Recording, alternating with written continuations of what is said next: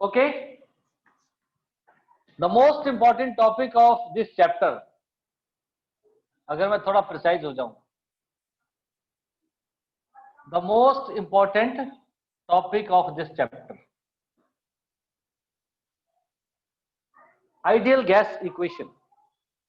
मैंने आपको कल भी बोला था कि एक ऐसा टॉपिक है या एक ऐसी ये इक्वेशन बन के सामने उभर के आएगी अभी हमारे पास, बहुत सारे लॉज इसी में से निकल जाएंगे, या ऐसे बोल सकते हैं कि ये इक्वेशन जो निकल जाएगी कई लॉज को इकट्ठे करके निकल जाएगी। कई बार हमें न्यूमेरिकल्स ऐसे आ जाएंगे, सिर्फ इस इक्वेशन को यूज करने से ही काम बन जाएगा। एक ऐसी जबरदस्त इक्वेशन है जो कि अब आपकी जिंदगी में आ गई। मैं आपको पहले कल भी बात कर रहा था, ये आपको वैसे ही याद रखना है जैसे अगेन a प्लस बी का होल स्क्वायर मैथ्स में हम याद रखते हैं। a प्लस बी का होल स्क्वायर आई थिंक किसी बच्चे को कभी भी नहीं भूलता होगा शायद, right? Even commerce student, even I mean humanity student, even उनको कभी भूलेगा नहीं A square plus B square plus 2ab। मुझे भी याद है ये सब है। उसी तरीके से बच्चे ये एक ऐसी इक्वेशन है जो आपको याद रखनी ही पड़ेगी, इसी से काम चलेगा। That is ideal gas equation. There are two ways to prove it actually, और क्योंकि आपके एनसीईआरटी में प्रूव करने का क्वेश्चन आता बड़ा कम है, लेकिन आ सकता है, ऐसा नहीं है कि नहीं आ सकता, आ जरूर सकता है। ठीक है, तो आओ जरा देखें कैसे इन्होंने इसको, दोनों पार्ट्स में हम बात करेंगे। पहला जो हमारे पास पार्ट आता है, इसको बोलते हैं बच्चे हम कंबाइंड गैस लॉ। हालांकि अगर मैं दूसरे पार्ट में भी जाऊं वो भी यही आता है, बट कंबाइंड गैस लॉ एक अपने आप में अलग एक फार्मूला क्रिएट कर देगा, इसलिए ये भी जरूरत पड़ती है हमें, बहुत जगहों पे जरूरत पड़ेगी इसकी, राइट? क्योंकि कंबाइंड गैस लॉ है तो कहीं ना कहीं आप समझ आना, कहीं गैस लॉस की बात करेंगे आप। एक बार इसी कंबाइंड गैस को प्रूव करते हुए हम फिर से आइडियल गैस पे पहुंच जाएंगे, और फिर एक और तरीके से ऑल्टरनेट मेथड बोलते हैं जिसको, हम उस तरीके से चल पड़ेंगे, फिर भी हम आइडियल गैस पे पहुंच जाएंगे। तो दोनों तरीके हमें चाहिए। इस तरीके से बड़ा कम प्रूव करने को पूछता है आपको, या पर्टिकुलर मेथड से कभी पूछता भी बड़ा कम है, लेकिन आपको आना जरूर चाहिए। 2 नंबर में पूछेगा, इससे ज्यादा नहीं पूछ सकता, क्योंकि इससे ज्यादा डिजर्विंग है ही भी नहीं है। ठीक है जी। तो कंबाइंड गैस लॉ में बच्चे ध्यान से सुनते रहना। अब आपने कंबाइंड गैस लॉ में हम बात कर रहे हैं बॉयल्स एंड चार्ल्स लॉ की। इन 2 लॉज में से हमने इसको निकालना है, आइडियल गैस इक्वेशन। बहुत ही सिंपल सी सिचुएशन है। ये कहता है कंबाइंड गैस लॉ कैसे, स्टेप 2 में इसको गिना गया है। बेसिकली 2 स्टेप्स में इसको लिखा गया है। ये कहता है कि step number 1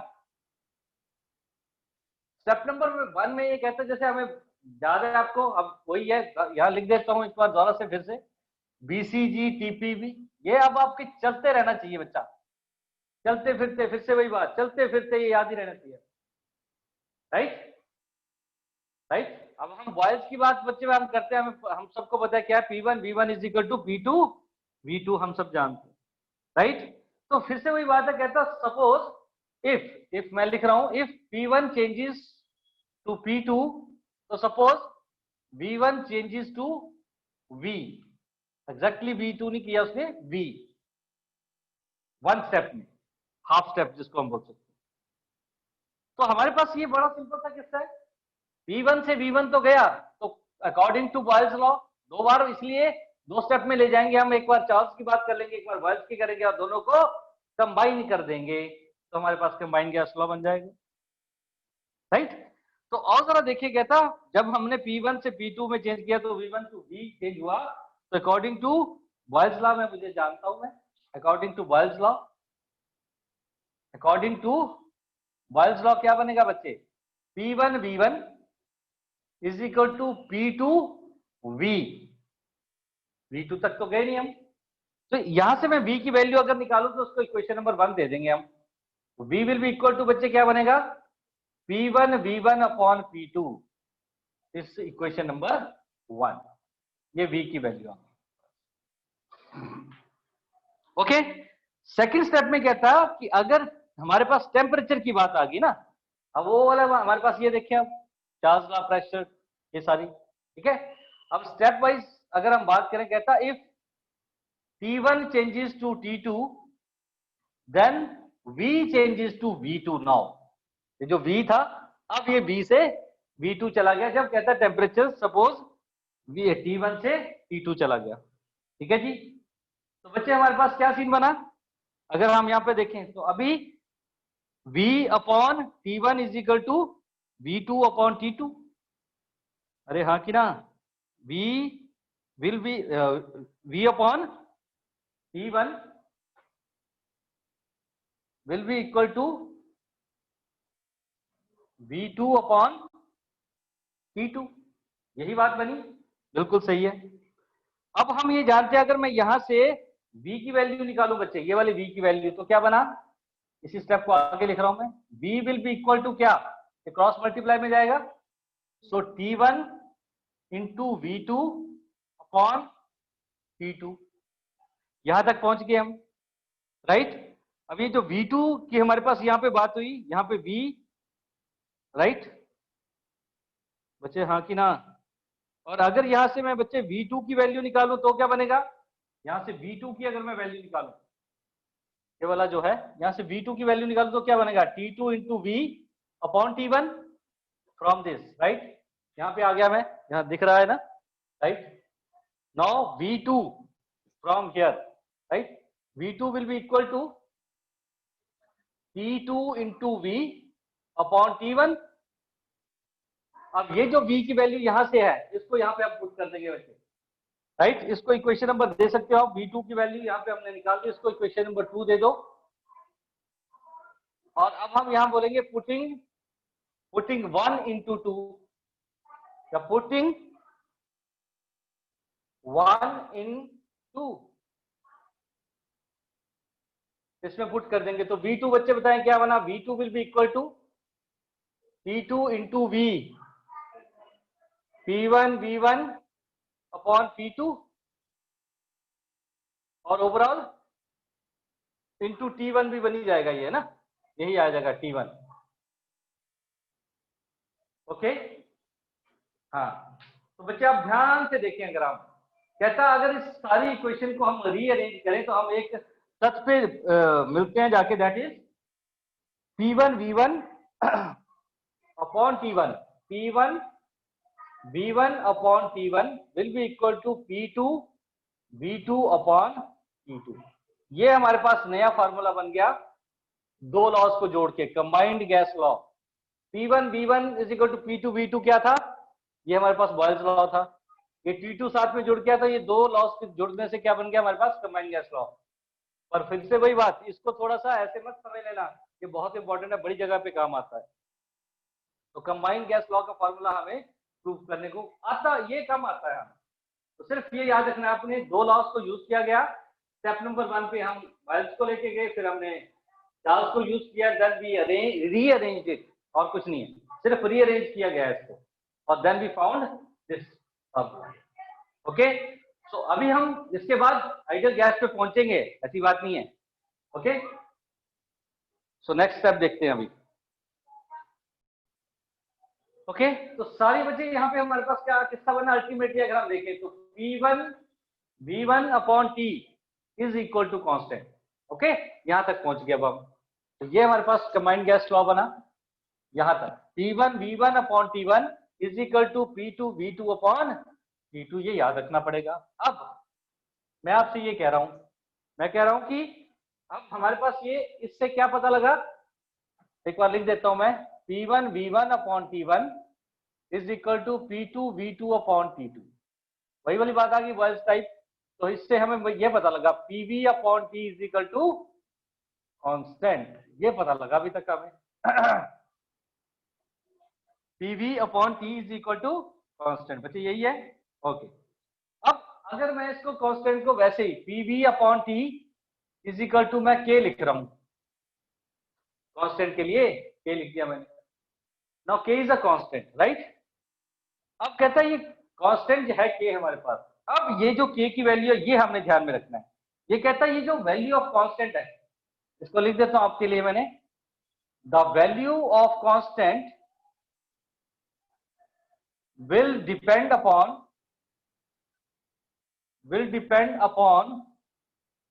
the amount of gas taken, amount of gas taken, which in turn depends upon,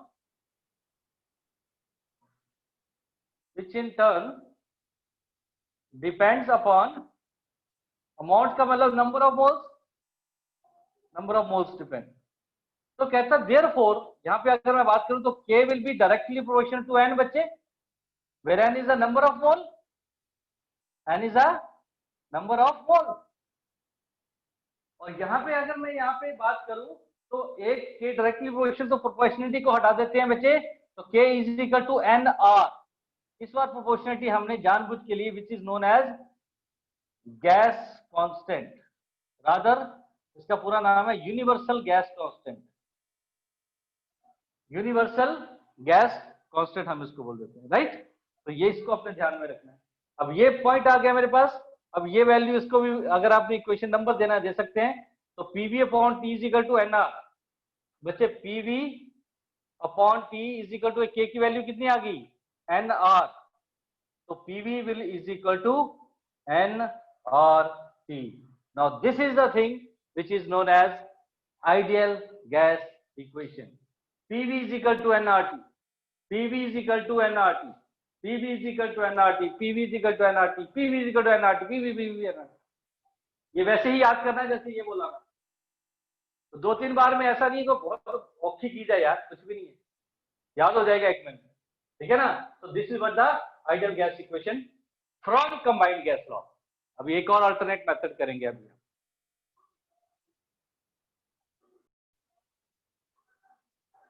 alternate method बच्चे, ऑल्टरनेट मेथड में कहता कि अगर हम 2-3 लॉस को कंबाइन कर लें, जैसे अभी कंबाइन गैस किया, तो भी हम आइडियल गैस तक पहुंच जाते हैं. ओके. तो जैसे उसने 3 बातें करी, एक बॉयल्स की बात करी जो हमें पता है, बॉयल्स लॉ. फिर दूसरा कहता चार्ल्स लॉ को भी पकड़ लो अभी जैसे किया था हमने, और तीसरा कहता है एवोगैड्रो को देख लो आप, ठीक है. तो क्या बोला बॉयल्स ने, V is inversely proportional to 1/P, ये जानते हैं हम, इसको इक्वेशन नंबर अगर 1 मान लो.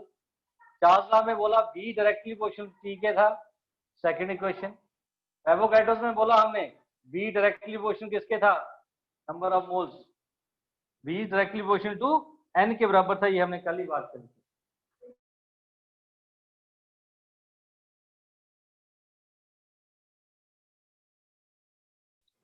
फ्रॉम 1, 2 and 3, क्या कुछ भी लिख लो आप, राइट. फ्रॉम, मैं से लिख रहा हूं from 1, 2 and 3. Okay. So V is directly proportional, तीनों को कंबाइन कर दो, क्या बना, V is directly proportional to किसके बराबर बना बच्चे, 1/P into T into N, 1/P into T into N, यही तो बना, राइट. अगर फिर से वही इसकी प्रोपोर्शनलिटी को मैं हटा दूं तो यहाँ पे R लिख सकते हैं, क्योंकि हमने अभी बात करी प्रोपोर्शनलिटी के लिए R लिया, तो ये बन गया R is equal to 1/P into T into N. फिर से इसको रीअरेंज कर दो, देखो आप,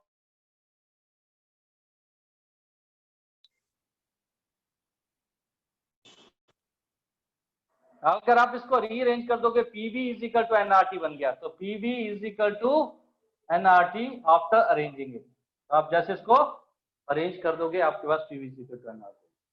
तो this is an alternate method, very simple.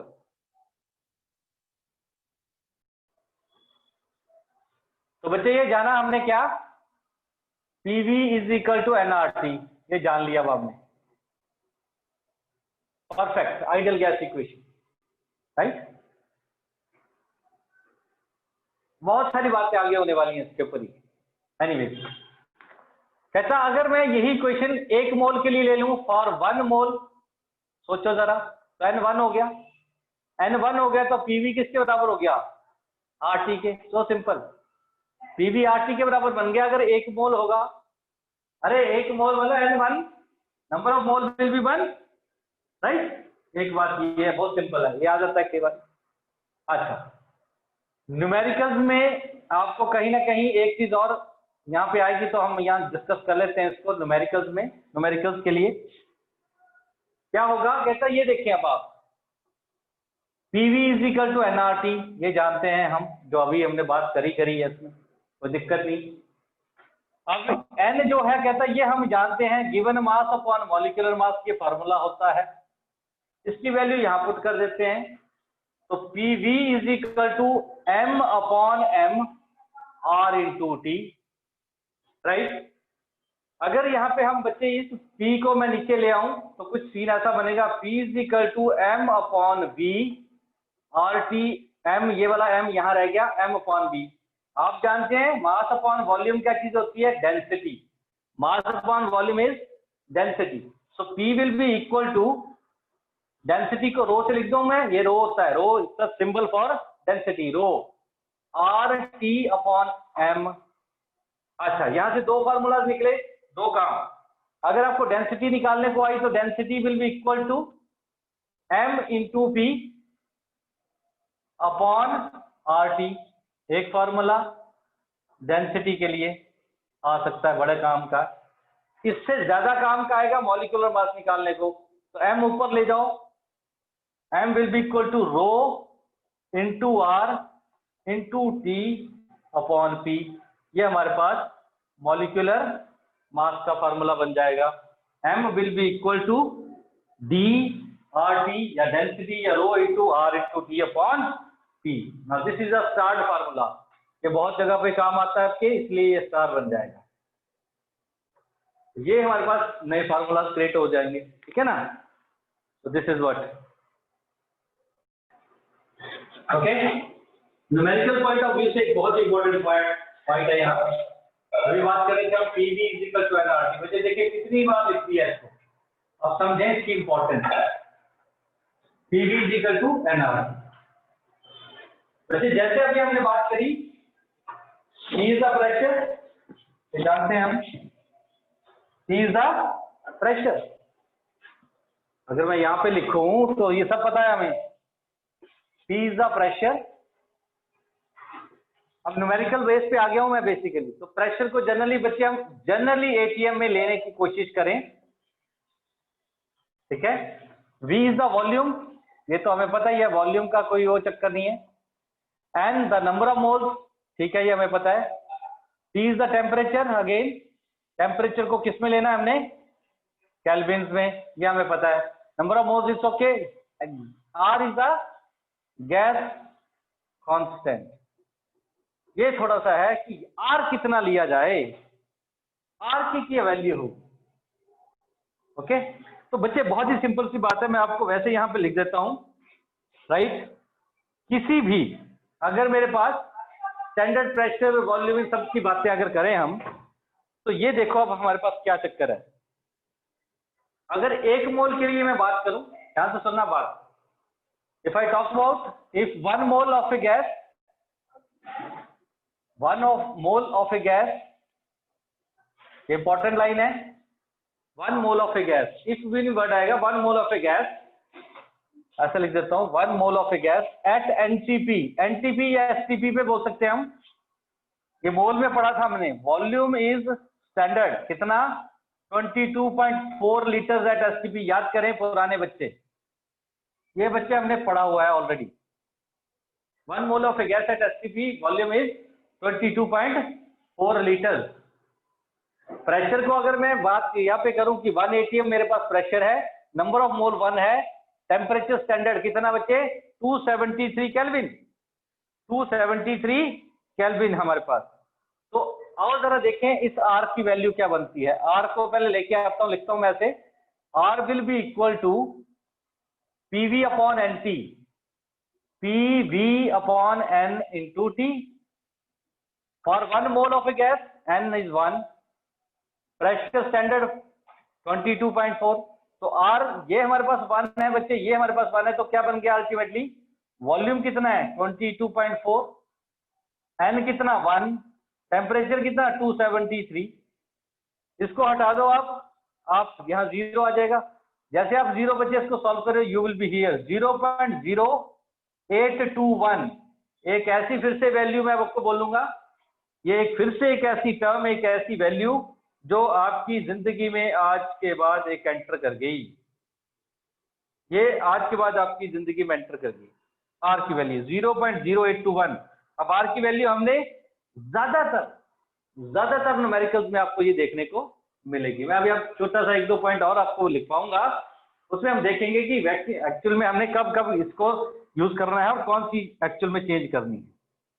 Okay, अब इसको हम लिखते हैं बेसिकली लीटर एटमॉस्फेयर 22.4 लीटर था, एटमॉस्फेयर की 1 ATM लिया था हमने, litre atmosphere per kelvin, kelvin inverse लिख सकते हैं आप, केल्विन इनवर्स मोल इनवर्स, पर केल्विन पर मोल लिखा है किताबों में, आप इनवर्स ऐसे करके भी लिख सकते हो, कोई चक्कर नहीं है, पर केल्विन पर मोल। तो केल्विन इनवर्स मोल इनवर्स, ये हमारे पास एक वैल्यू यहाँ पे बन गई आर की, जो जनरली यूज होगी बच्चे, जनरली। तभी आपको मैंने बोला प्रेशर को आप एटीएम में रखें, राइट। और वो हमने पहले भी आपको याद होगा, अभी जब पहले दिन हमने बात करी थी, पहले दिन याद करें, जिसमें हमारा टॉपिक बना था measurement of mass pressure volume temperature, उसमें आपको टर्म्स दिखाई थी कि इतने के ऊपर इतना, इतने के ऊपर इतना, ये हमारे पास बनती थी कहानी, सारे मैंने आपको यूनिट्स उसमें लिखवाए थे, ठीक है ना, वो वाला किस्सा।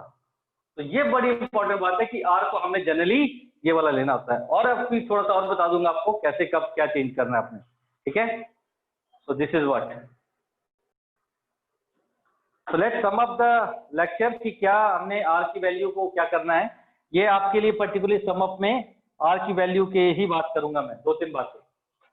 लेट्स सम अप, सबसे इंपॉर्टेंट बात बनेगी सम अप में, 3 बातें लिख लेंगे हम इसमें। क्या, एक साइड लिख लेंगे हम unit of P, unit of P, एक साइड लिख लूंगा मैं यूनिट ऑफ वी, और यहां पे value of R, value of R, value of are,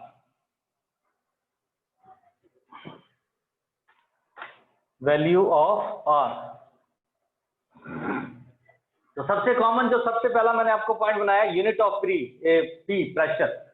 अगर प्रेशर कहता है एटमॉस्फेयर में है, अभी हमने बात करी एटमॉस्फेयर में है, वॉल्यूम अगर हमने बात करी लीटर्स में है या डेसीमीटर क्यूब में है, बच्चे decimetre cube and litre same रहेगा, कंफ्यूजन नहीं, ये भी मैंने आपको पहले लिखवाया हुआ ऑलरेडी। तो you will take the value of R will be 0.0821 litre atmosphere per kelvin पर मोल, पहली बात। दूसरी बात जो आपने जनरली याद रखनी है इसको, ठीक है। दूसरी बात में हमारे पास ये भी कभी कभी आएगा, ये भी काम की चीज है, ये भी अगर प्रेशर बार में दिया है, ध्यान से सुनना बच्चे, अगर बार में दिया है और ये डेसीमीटर क्यूब, ये लीटर डेसीमीटर क्यूब में ही है, ये डेसीमीटर क्यूब में ही है, तो आपकी वैल्यू ऑफ आर थोड़ी सी बदल जाएगी, 0.083, 0.82 की जगह 3 आ जाता है, फिर बार डेसीमीटर क्यूब, बार डेसीमीटर क्यूब लिखा है तो डेसीमीटर क्यूब, लीटर लिखा होगा तो लीटर लिख देना, जैसे भी आपको लगे, ठीक है। डेसीमीटर क्यूब या लीटर ऐसे मैंने लिख दिया, जैसे सेम ही चीज है ये, तो ये बार या डेसीमीटर क्यूब या लीटर, तो कुछ भी लिख सकते हैं आप, बार लीटर लिख दिया मैंने, चलो जैसे इसमें ऐसे लिखा है, कंफ्यूजन ना करें, litre bar kelvin inverse mole inverse, simple सी बात। देखो फर्क क्या पड़ा यूनिट ऑफ पी का, है ना। ज्यादातर मैक्सिमम क्वेश्चन में आपको एटीएम में ही जाना है हमने, जिसमें वैल्यू, फिर से वही बात है, तो मैक्सिमम क्वेश्चन में वैल्यू 0.082 वाली यूज होगी। बार का बाई चांस क्वेश्चन आ गया तो हमारे पास ये वैल्यू बन जाएगी। कई बार आपको इसकी फॉर्म ना एनर्जी की फॉर्म में ही पूछता है, वो किसकी फॉर्म में पूछ लेता है बच्चे, एनर्जी की फॉर्म में, ठीक है ना। उस एनर्जी की फॉर्म में आपने आर की वैल्यू क्या लेनी थी, उसमें मैं बता देता हूं आपको। अगर यूनिट हमारे पास किलो पास्कल है, KPa किलो पास्कल, अगर प्रेशर का यूनिट किलो पास्कल है, और फिर से यूनिट ऑफ वॉल्यूम, वॉल्यूम या डेसीमीटर क्यूब में है या लीटर में है, एक ही कहानी, तो हमारे पास बच्चे इसकी वैल्यू जो बन जाती है 8.314, 8.314 किलो पास्कल डेसीमीटर क्यूब पर केल्विन पर mole, kilo pascal decimetre cube kelvin mole inverse, kelvin inverse mole inverse. ये बच्चे आपका समअप बना और इसको जब आप लिख लोगे तो उसको बॉक्स में ले जाना, तो आपके लिए एक अच्छी चीज बन जाएगी। ये वैसे बताऊं, बहुत ही प्यारी चीज बनेगी। Okay, so this is how you have to use the values of R। आपने ऐसे उनको यूज करना है। So this was a very good topic, ideal gas equation and values of R, how to use it।